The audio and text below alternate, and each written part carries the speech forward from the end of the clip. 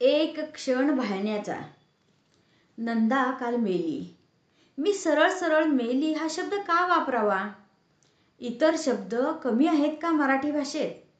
देहावसान, देवाज्ञा, पंचत्वात प्राण विलीन, प्राणज्योत मालवली, आयुष्याची दोरी, अनेक अनेक. आम्हा सर्वांना सोडून गेली असं म्हणणं सोपं नव्हतं का? मग असं का? ह्याला उत्तर नाही. मला फारसं भावनाप्रधान व्हायला साधत नाही. माणूस गेला म्हणजे गेला. That is the end of it. मला वर्तमानपत्रातून जाहिराती सुद्धा द्यायला आवडत नाही. तू आम्हाला सोडून गेल्यापासून असा एकही दिवस गेला नाही की ज्या दिवशी तुझी आठवण झाली नाही. अशी एक ठराविक चौकट कोणत्या तरी परिवारानं केलेली असते. मला अशा परिवारांच्या भावनांची मुळीच टिंगल करायची नाही. तरीही ते मला पटत नाही. नंदानंच मला विचारलं. कोणत्या दिवशी ते आता आठवत नाही. तिला इंटेन्सिव्हमध्ये ठेवलं होतं. मायोकार्डियल इन्फार्क्शन असं काहीतरी तिच्या केस पेपरवर खरवडलेलं होतं. डॉक्टर मंडळी वरवर हसत डोंट वरी म्हणत होती. केव्हा तरी नंदानं मला विचारलं, मी मेल्यावर तू काय करशील? मला वाईट नक्कीच वाटेल, पण मी गळा काढून रडणार नाही. पेपरला माझ्या नावाची चौकट? ते तर मुळीच करणार नाही. एक वेळ गळा काढून इतरांबरोबर रडेन, पण जाहिरात? का रे बाबा, एवढा राग काय ह्या प्रकारावर? नंदा, मला सांग, त्या चौकटी कुणासाठी असतात? जो गेला तो वाचू शकतो? नाही. ज्याचं खरं त्या व्यक्तीवर प्रेम असतं त्यांना आठवण असतेच. आणि जी माणसं त्या व्यक्तीला विसरलेली आहेत त्यांना त्या चौकटी पाहून काय वाटणार आहे? मी नंदाशी वाद घातला खरा, पण नंदा गेली हे मला समजलं त्या क्षणी मी धाय मोकलून रडलो. इतर नवलानं बघत होते आणि मी चक्क रडत होतो. का, कसा सांगता येत नाही. सचिन मला बघायला आला. लग्न अशीच जमवली जातात. प्रथम डोळ्यांचा कौल मागायचा, शरीरानं शरीर पसंत करायचं. सचिनला माझं शरीर आवडलं. खोटं कशाला सांगायचं? मला पण सचिन आवडला. आवडला म्हणजे काय झालं? माझ्या कल्पनेतल्या साथीदाराला जशी केसांची झुलपं होती तशीच ती सचिनला होती. चेहरा रुबाबदार, अंग भरलेलं. नुसतं भरलेलं नाही तर त्या शरीराला जसं दुसरं शरीर मिळणं आवश्यक होतं ती मी होते. वडील माणसं मुद्दाम उठून गेली आम्हाला एकांत मिळावा म्हणून. एकांत मिळताच संकोच न करता, पाल्हाळ न लावता सचिन म्हणाला, शरावती, मला तू आवडलीस. तुझं काय? मी फक्त नजरेला नजर दिली आणि खाली पाहिलं. आत्ता मी सांगते की असं केलं आणि तसं केलं. खरं तर जे घडायचं ते कुणीतरी घडवलं. मी लाजले आणि सचिनला उत्तर मिळालं. आणि नेमकं तेव्हा आठवलं, सरस्वतीची मावशी कुणाजवळ तरी म्हणाली होती, सगळं चांगलं आहे, फक्त ते दिनकररावांचं नंदा प्रकरण नको होतं. पहिल्या भेटीत नंदा कोण हे मी विचारू शकणार नव्हतेच. ओळख झाली, परिचय वाढला. जुहूच्या किनाऱ्यावर मी त्यांना विचारलं, नंदा नंदा म्हणतात ती कोण हो? सचिन म्हणाला, लग्न झाल्यावर सांगेन. काल नंदा वारली. न रडणारा सचिन काल ओक्साबोक्शी रडला. मीच नव्हे तर सगळे थक्क झाले होते. आणि रडणं हा प्रकार न आवडणारा सचिन रडत होता. कुठेतरी वाचलं होतं, कावळा मेला तर दुःख होत नाही, मोर मेला तर होतो. का? तर मृत्यू सौंदर्याचा नाश करतो ते बघवत नाही. नंदा मेली.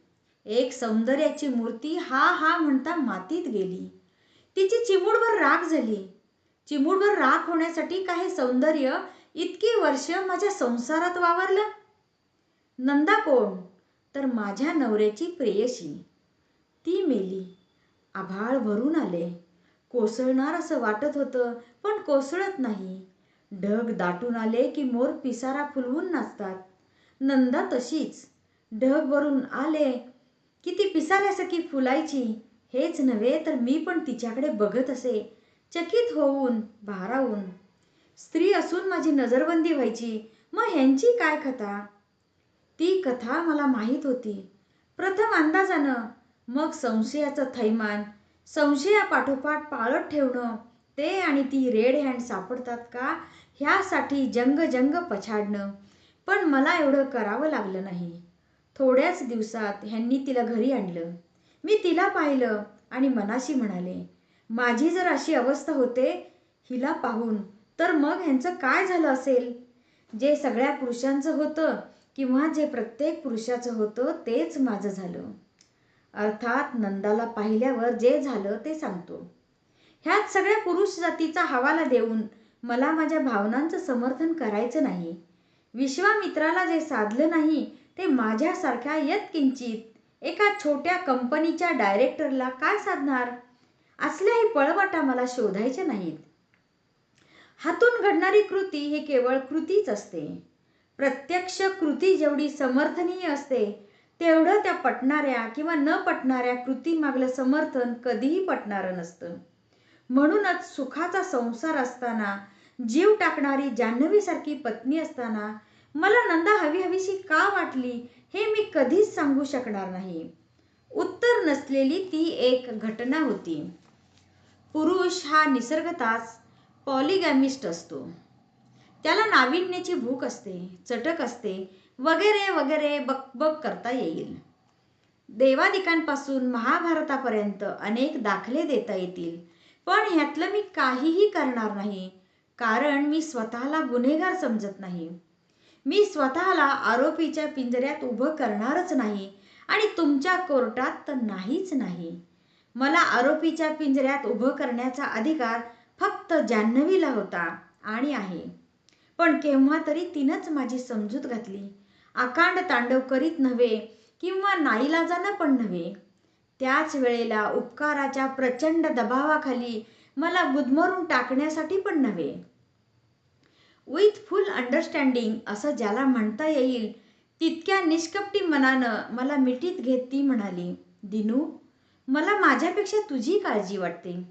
का?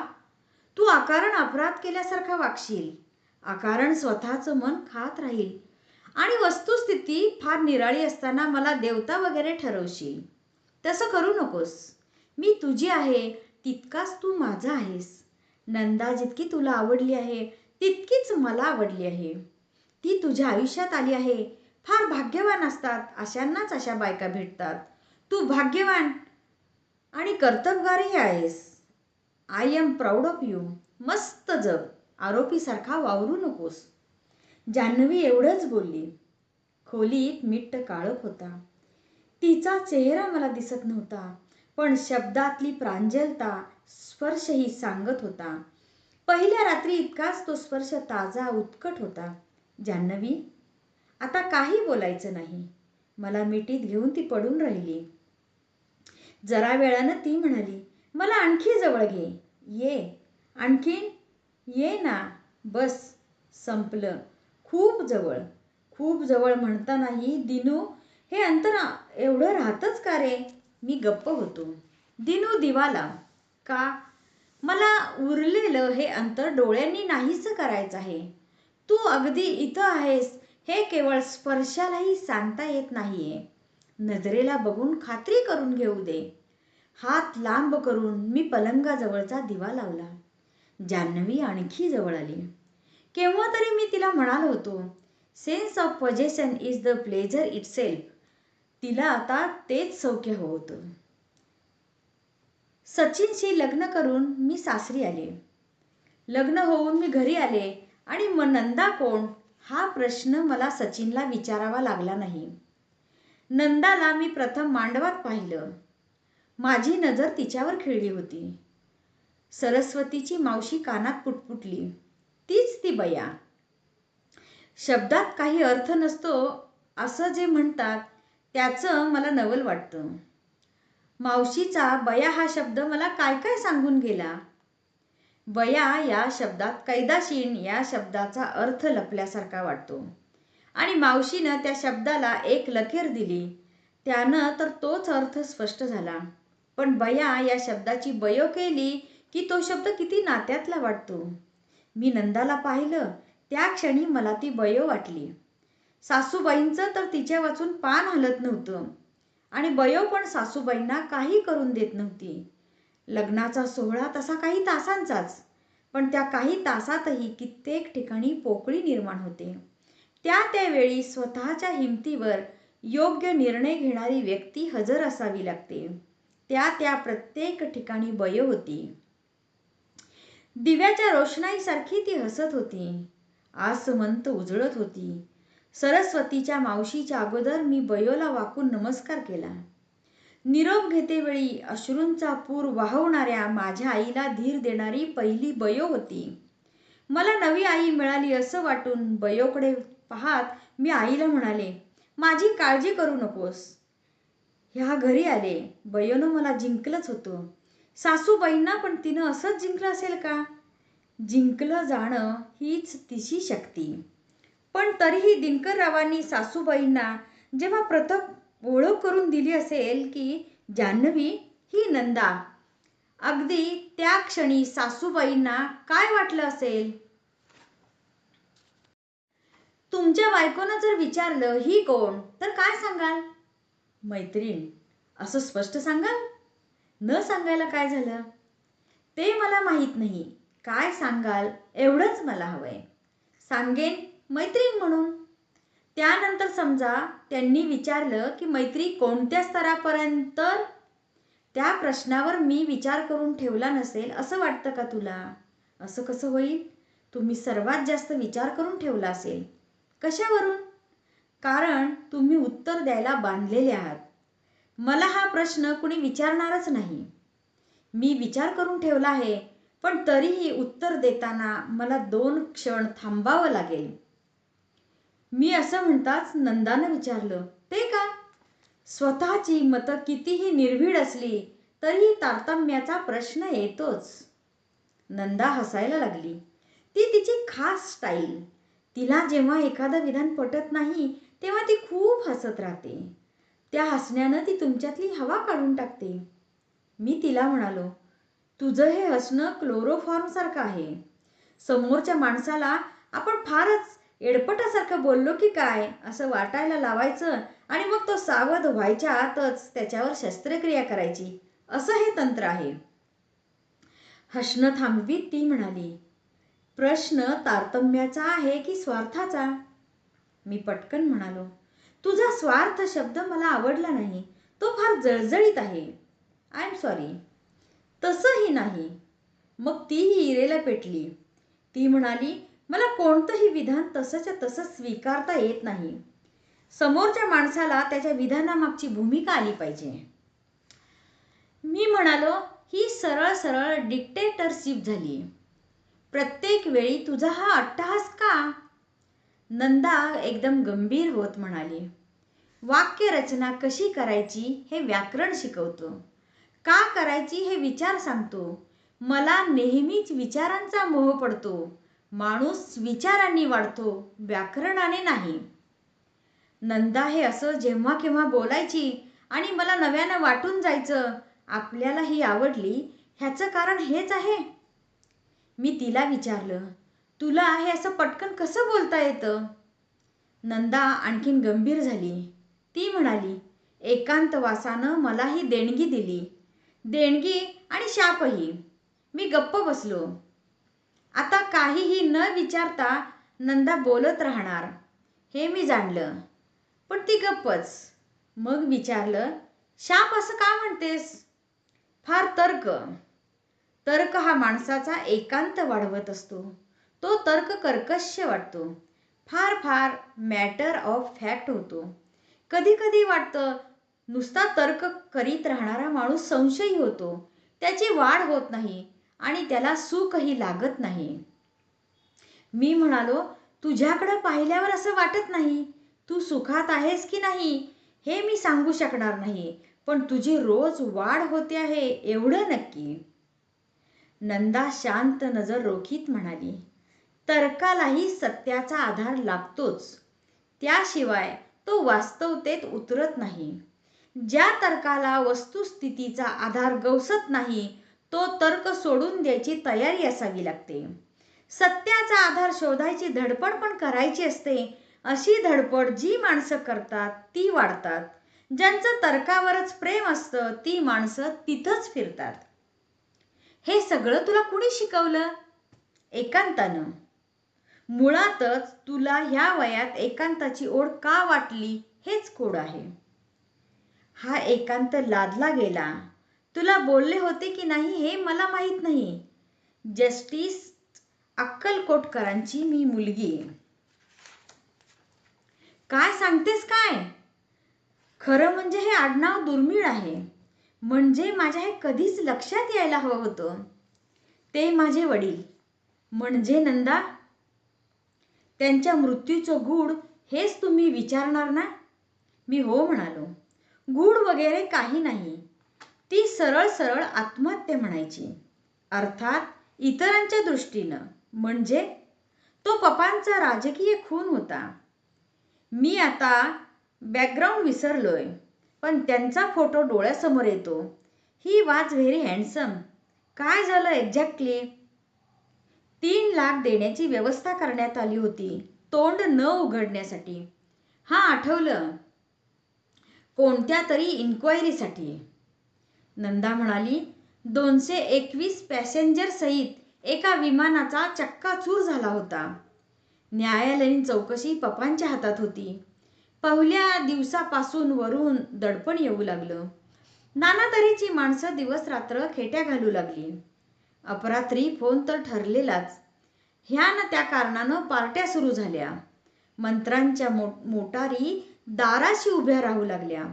शेवटी अपघात आणि त्याची चौकशी हे निमित्त होऊ लागलं. मौन पाळण्यासाठी आकडा रोजचा चढू लागला. त्या काळात पप्पांना जर खरी साथ मिळाली असती तर पप्पांनी आत्महत्या केली नसती. कुणाची साथ हवी होती? माझ्या आईची. म्हणजे तिला पैसा हवा होता. कोणतीही किंमत देऊन तिला तो मिळवायचा होता. अपघात प्रकरण दाबून टाकण्यासाठी सरकारचे प्रयत्न आणि घरात आईचा असहकार. जस्टिसच्या घरात मुलगी देताना आईनं आणि तिच्या वडिलांनी फक्त पैसा पाहिला होता. पप्पांची बुद्धिमत्ता, निस्पृहता, न्यायनिपुणता, निर्भीडता ह्या कशाचंही तिला कौतुक नव्हतं. फक्त तिला पैसा हवा होता. विचारांनी ती कधीच एकत्र आलीच नाही. गप्प बसणं अशक्य झालं तेव्हा पप्पांनी आत्महत्या केली. It's very pathetic. काय करणार? पप्पा गेल्यावर तरी तुझी आई? तेवढंच विचारू नका. ते आणखीनच उबग आणणार आहे. विचारावं वाटलं पण धाडस होईना. तेही नंदानं जाणलं. पप्पा गेले पण जाण्यापूर्वी सगळ्या कागदपत्रांचं टाचण आणि नोंद मागे ठेवून गेले. सत्य केव्हा तरी प्रकाशात येईल ही त्यांना उमेद. मग पप्पा असताना त्यांच्याकडे एक फार मोठा पत्रकार येत असे. त्याच्याशी पप्पा सगळं भाबडेपणानं सांगत असत. आपण हे सगळं चव्हाट्यावर आणू. जनतेचा कौल घेऊ. मंत्र्यापेक्षा पक्ष मोठा असला तरी पक्षापेक्षा जनता मोठी असते असं तो म्हणायचा. त्याचा आवेश बघण्यासारखं असायचा. नुसता आवेशच असं नव्हे, त्याचं सगळंच बघण्यासारखं असायचं. साधा गाडीचा दरवाजा लावण्यासारखं काम. त्यातही डौल असायचा. आत्मविश्वास दिसायचा. माझी आई मंत्रमुग्ध झाली. जगाचा निरोप घेण्यापूर्वी चौकशीचे सगळे महत्त्वाचे कागदपत्र स्वतःच्या शेऱ्यासहित पप्पांनी त्याच्या स्वाधीन केले. म्हणजे पप्पांनी सांगून सवरून? नाही. सध्या तू वाच आणि परत कर असं पप्पा म्हणाले. आमच्या देखतच म्हणाले तेव्हा कसलीच शंका आली नाही. पण त्या दिवशी पप्पा खूप मोठ्यांदा हसत होते. जरा जास्त बोलत होते. टाळ्या देत होते. कधी जागरण न करणारे पप्पा त्या दिवशी हास्य विनोदात मशगूल झाले होते.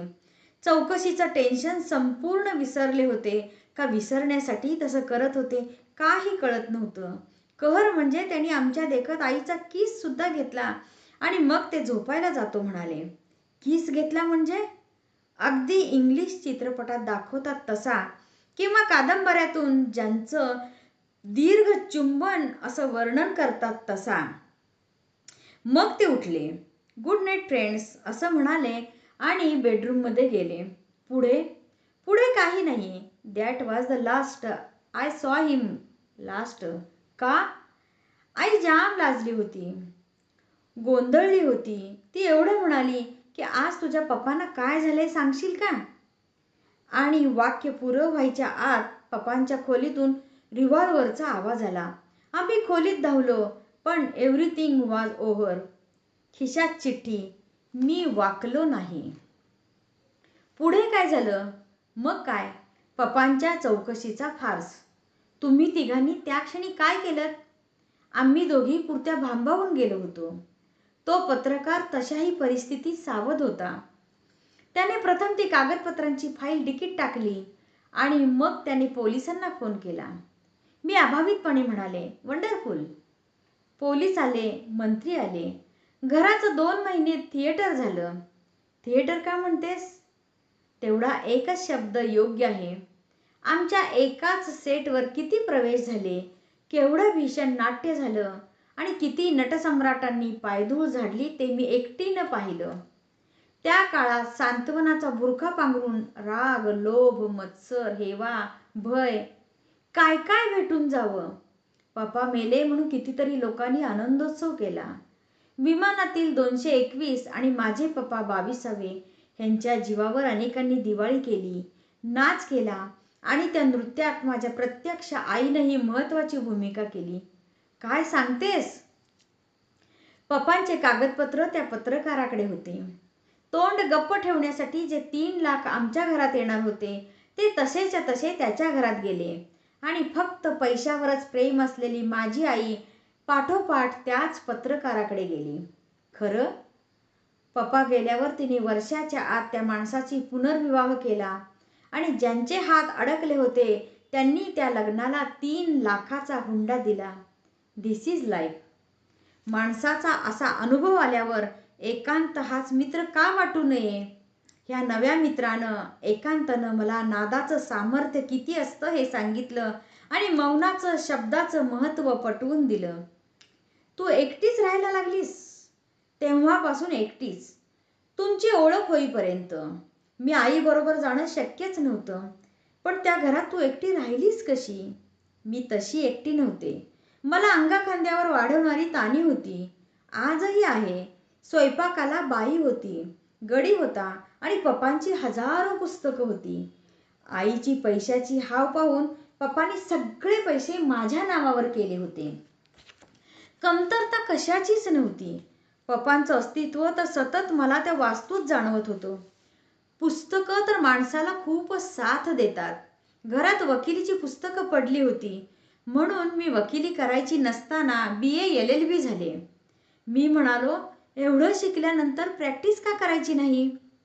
नंदा म्हणाली, धंद्यासाठी शब्द राबवायला लागलं की शब्दाची ऐट जाते, शान संपते. आणि एक गंमत सांगू का? पप्पांच्या पुस्तकावर प्रेम करता यावं म्हणून मी वकिलीचा अभ्यास केला. नवल वाटून मी म्हणालो, हे मात्र विलक्षणच. विलक्षण असेल पण निरर्थक नाही. पुस्तक म्हणून आपण पुस्तकावर प्रेम करत नाही. आपल्याला ज्या विषयाची आवड असते त्याच पुस्तकांची आपण बडदास्त ठेवतो. बाकीच्या पुस्तकांना आपण सावत्र भावंडांसारखं वागवतो. पप्पांची आठवण झाली की मी त्यांचं हाताला येईल ते पुस्तक घेत असे आणि पुस्तकाला पप्पांचे हात लागले आहेत ह्या भावनेनं मी पुस्तक कुशीत घेऊन झोपत असे. केव्हा तरी वाटलं, पुस्तकाला कुशीत घेता घेता आपल्याला पुस्तकाच्या कुशीत जाता येईल का? एवढ्या साध्या, वेडगळ, भावनात्मक पातळीवरूनच मी पुस्तकं जवळ केली, शिकले आणि पुस्तकांची झाले. ह्याच पुस्तकांनी मला शब्दाबद्दल काटेकोर बनवलं. मला आता वावगा, गैर लागू किंवा अप्रस्तुत शब्द चालतच नाही. माणसं शब्द फार उधळतात. नंदा थांबली. मीही गप्प होतो. जरा वेळ तसंच बसावंसं वाटलं. एखादं धुंद करणारं गाणं थांबलं की जसा त्या गाण्याचा हँग येतो तसं नंदाच्या निवेदनानं झालं आणि मग जरा वेळानं आम्ही कोणत्या विषयावर सुरुवात केली हेच आठवेना. मी तिला विचारलं, हे सगळं कोणत्या विषयावरून निघालं ग? नंदाची मेमरी पण तशीच. ती पटकन म्हणाली, तारतम्य की स्वार्थ ह्या शब्दावरून. अरे खरंच की. मग आता उत्तर द्या. जान्हवी ही एक फार फार चांगली व्यक्ती आहे. तिचं चांगुलपण कशात आहे असं विचारलंस तर नेमकेपणानं बोट ठेवून सांगता येणार नाही. पण तिच्या सहवासात सतत एका अनामिक स्नेहाचा सुगंध जाणवत राहतो. नंदा म्हणाली, she must be a good soul. शब्दाबद्दल जागरूक असलेल्या नंदाचं प्रत्येक विधान आता आपणही समजून घेतलं पाहिजे. मी विचारलं, कोणत्या अर्थानं म्हणतेस? चांगुलपणाला संदर्भ असला की त्याला मर्यादा पडतात, कारण त्या संदर्भाव्यतिरिक्त ती व्यक्ती इतर बाबतीत कंटाळवाणी वाटते, नकोशी होते, तिला टाळावंसं वाटतं. मी पटकन ते मानलं. नंदा म्हणाली, मग तुम्हाला आपली खरी खरी ओळख करून द्यायला काहीच हरकत नाही. विचार करून ठरवीन. आता कसला विचार? नंदा, एखाद्या बाईला जर कोणी मी सांगतो तो प्रश्न विचारला तर ती काय उत्तर देईल? प्रश्न सांगा. व्यसनापायी तो हळूहळू पोखरला जात आहे. समजा लिव्हरवर त्याचा परिणाम होत आहे. केव्हा तरी आपण असं विचारलं, समजा तुमचा नवरा एका फार मोठ्या पदावर आहे. तो हजारो रुपयांच्या उलाढाल्या करतो. सरकार दरबारी त्याची बऱ्यापैकी वट आहे. त्याच्या निर्णयावर काही गोष्टी अवलंबून आहेत. शारीरिक, भावनात्मक आणि बुद्धीचा कस लागेल अशा सगळ्या स्तरावर त्याची सतत झीज चाललेली आहे. हे सर्व ताण विसरण्यासाठी त्याने मद्यपानाला प्रारंभ केला. त्याला कोणत्याही जबाबदाऱ्या टाळायच्या नाहीत. मद्यपानाचा गंभीर परिणाम होऊ शकतो. तुमचा संसार अर्ध्यावरच थांबू शकतो. ह्या उलट तुमच्या नवऱ्याची एक मैत्रीण आहे. तिच्याकडे त्याचं जाणं येणं आहे. कदाचित त्या मैत्रीचे धागेदोरे खोलवर गेलेले असतील, पण त्यामुळेच तो नव्या नव्या आव्हानाला सामोरा जात आहे. त्याचा उत्साह टिकून आहे. तुमच्या स्थानाला त्याने धक्का लावलेला नाही. तर नंदा, ह्या दोन गोष्टींपैकी नवऱ्याचा कोणता छंद बायका मान्य करतील सांगतेस? राहावलं नाही म्हणून एके दिवशी सासूबाईंना विचारलं. माझ्या मनात खूप दिवस एक प्रश्न आहे, विचारावं असं फार वाटलं, पण कसं विचारायचं असं वाटलं. हो ना?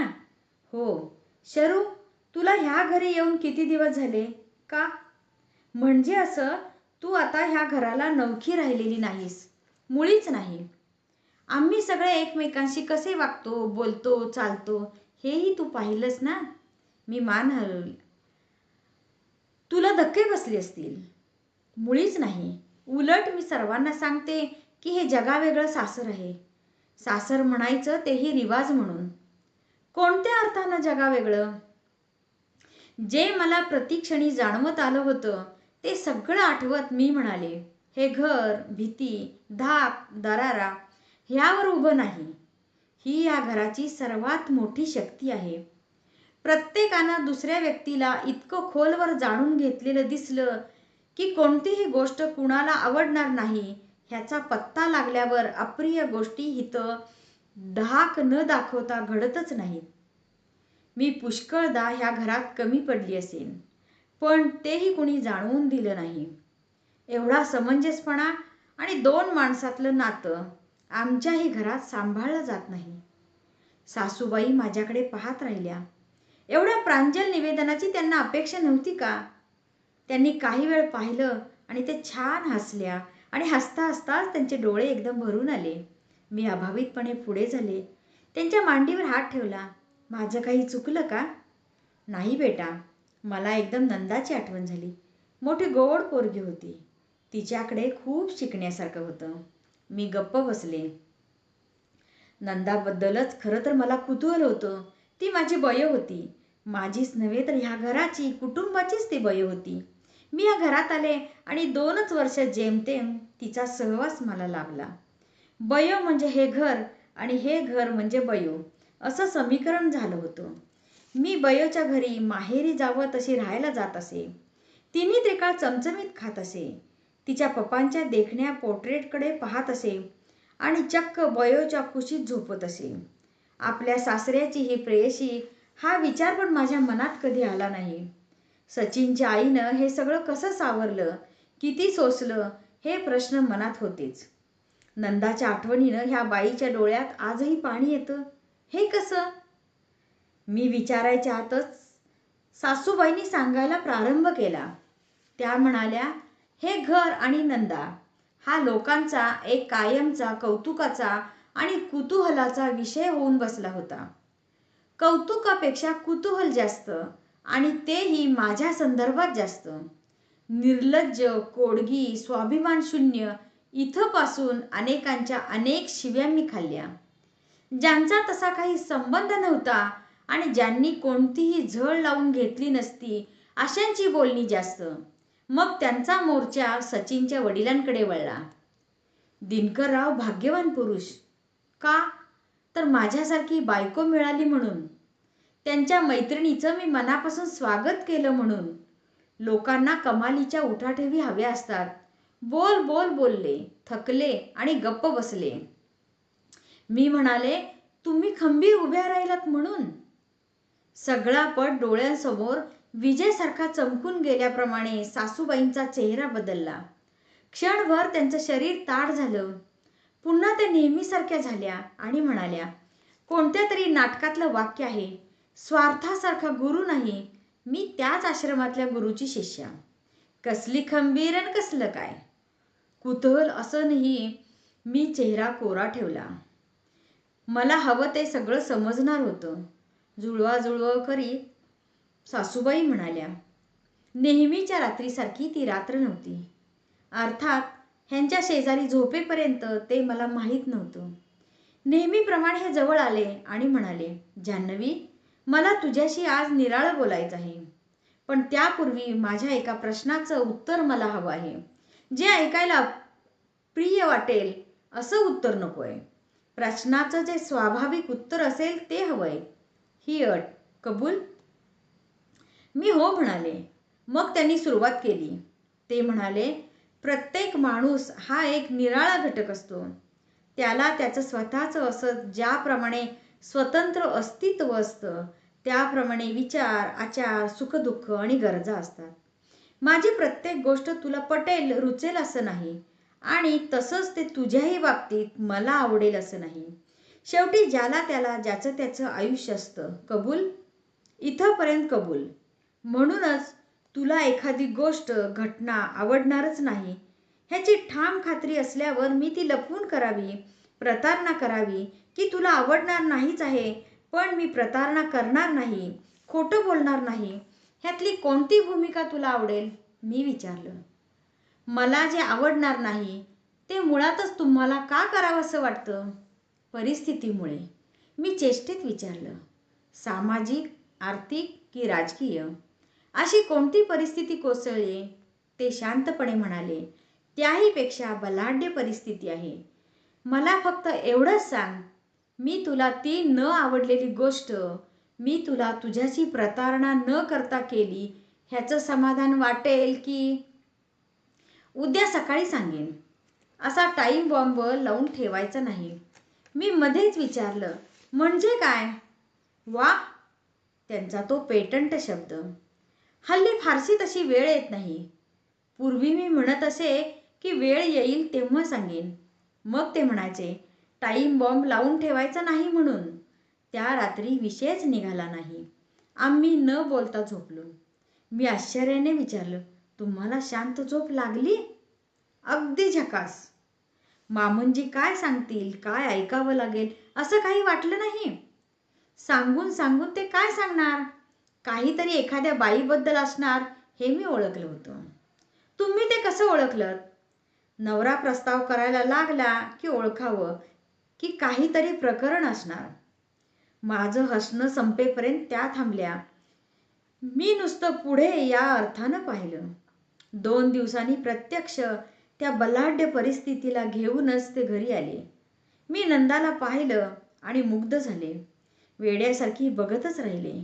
ओळख करून देताच तिने मला पटकन वाकून नमस्कार केला.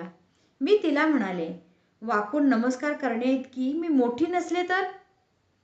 तिच्या जिभेवर उत्तर तयार असावं.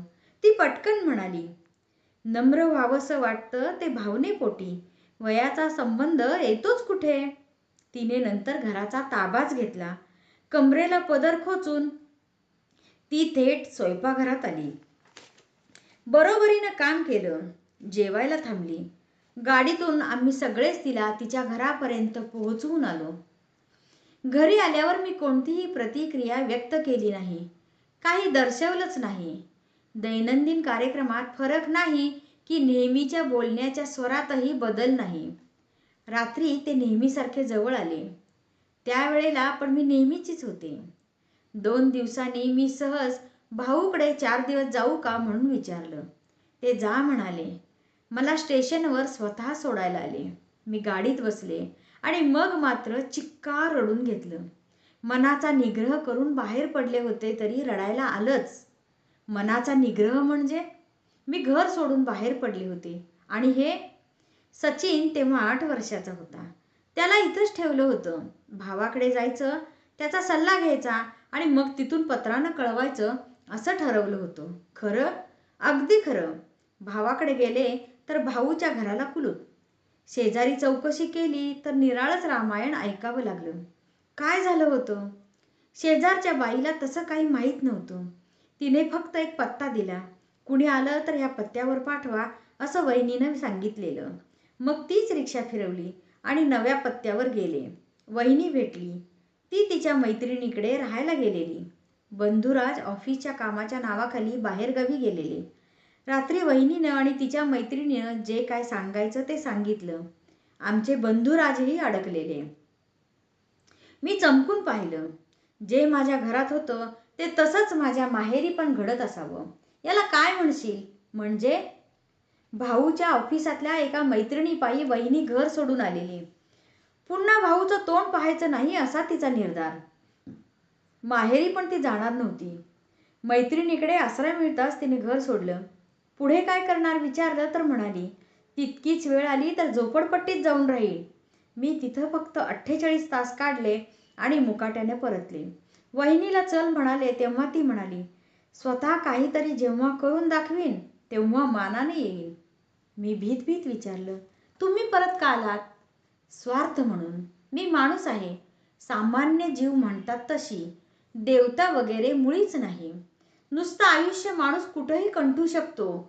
मला वैभवाची, आरामाची चटक लागलेली. रोजची उशी एक दिवस जरी मिळाली नाही तरी लगेच माना उघडून जाणारी माणसं आपण. चुपचाप परत आले. हे एक आणि परिचयानं नंदावर जीव जडला.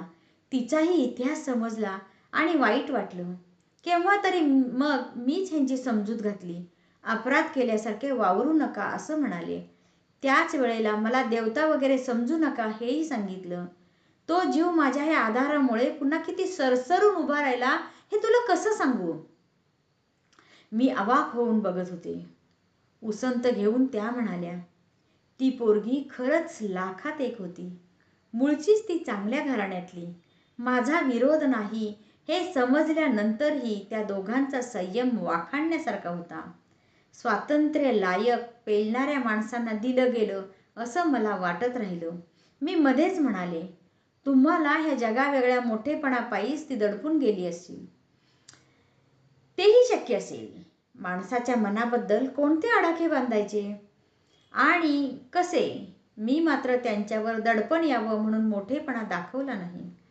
अगदी होते, भ्यालेली होते म्हणून तसं घडलं.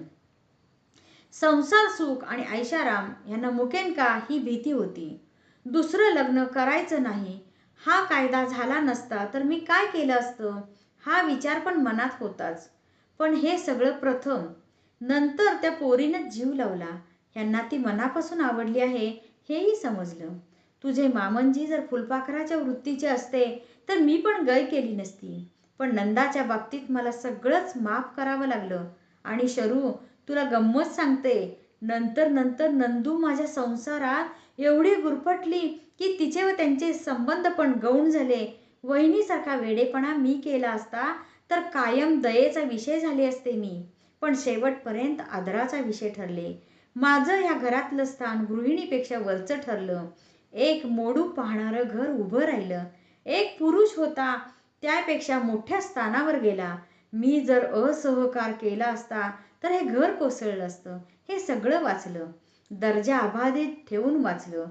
तुझे मामनजी व्यावहारिक व्यावसायिक जगात मोठे होत गेले.